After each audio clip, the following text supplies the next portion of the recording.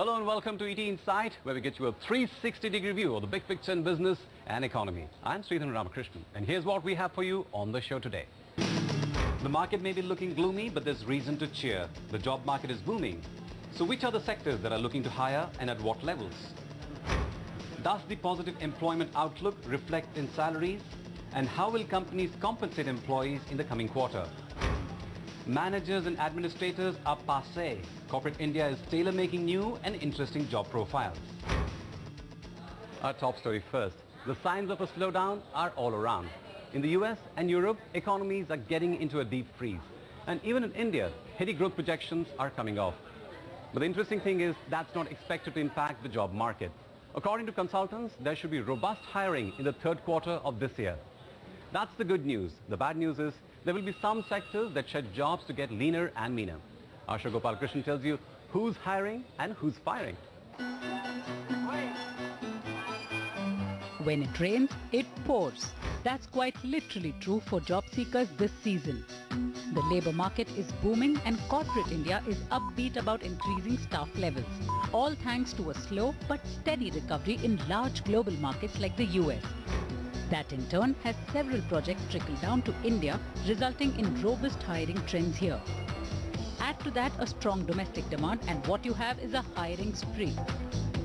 In the recent past, in the last 1 or 2 months, there has been certain deceleration in terms of GDP growth rate. But there is a talent shortage, and considering that most organizations have taken good increments, given good increments this year, and also looking at hiring, I don't know whether the recent 2 months deceleration has impacted their plans, but by and large, organizations have finalized their plans for hiring, and I think they will adhere to that. If you take the Mahindra Group as a whole, there is an attrition that would take place. So we will hire to make up for attrition, plus we'll hire for growth. And I think the total of that would be somewhere around 30,000 across the group. According to the Manpower Employment Outlook Survey for third quarter this year, the seasonally adjusted net employment outlook, which is the percentage of employers anticipating an increase in total employment minus the percentage of those expecting a decrease, stands at 46%. That's 5% below the previous quarter, but 5% higher year on year. The survey, which covered 4,555 employers in India, states that 49% of employers expect to increase headcount. 2% predict a decrease and 39% anticipate no change. Employers are looking to hire across all regions and all sectors in India. The hiring is happening every sector. Yes, the sectors which are actually leading the hiring is information and technology, healthcare, manufacturing, hospitality, banking and financial services. These are some of the sectors which are today leading the trend.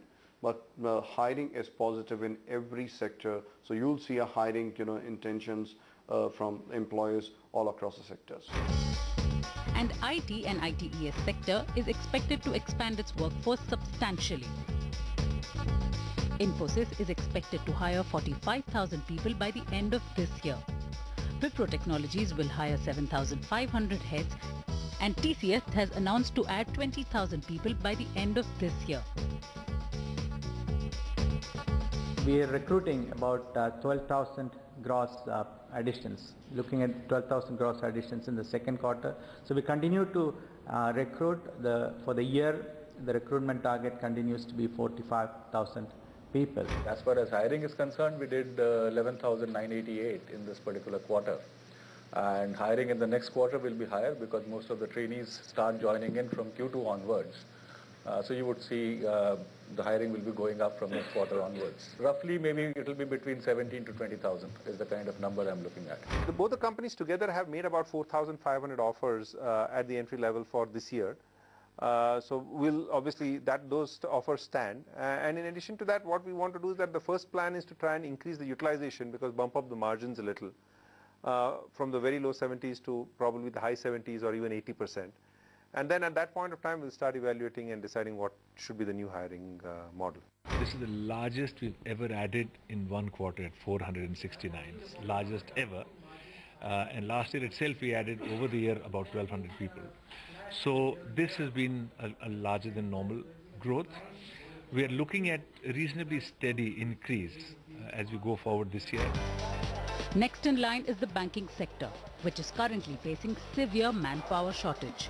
That's because both public and private banks are drawing up big plans for expansion, but attrition plays spoilsport. In the private banking sector alone, attrition rate is as high as 15%. That explains why vacancies across junior, mid and senior management levels are on the rise. According to an estimate by the Indian Banks Association or the IBA, public sector banks alone require at least 4 lakh new employees in the next 2 years. That explains why Bank of Baroda is looking to recruit 5,000 employees during the current fiscal. SBI is planning to hire 10,000 people this year and Union Bank of India plans to hire 4,000 people. Banks will have to recruit another 7.5 lakhs people in the next 5 years, 7 years. We may debate in how many years, but number will be quite large, and there will be a situation where the banks will have only about 40% experienced staff. As far as our bank is concerned, I would say we would be recruiting about 4,000 people in the current year. This year we are going to recruit a little more because of 2-3 reasons. One is the expansion taking place in the bank. Second, there are a lot of people who are going to retire during the current year, and then we have more opportunities of expanding the product range, which also helps in increasing the workforce. From services to manufacturing, there's enough reason to cheer for those looking for jobs. Take for instance the case of the auto sector. With more people buying cars in India, auto companies are falling short of manpower to market them. And car makers, especially the foreign ones like Ford and Volkswagen, are hiring big time to keep pace with their growth plans. Ford is hiring 300 more people at its new manufacturing facilities. Germany's Volkswagen is also scaling up its sales team by adding a few hundred people this year. And Toyota is adding 2,000 jobs in India to make its latest offering, Etios, a success. We have now 4,500 people in our manufacturing facility in Chennai from 2,000 2 years ago. We have our business services and IT infrastructure network, 5,000 people there. So we're now employing around 10,000 people in total in India. That will grow. We are focused on localization. We are going to localize engine and transmission of Etios.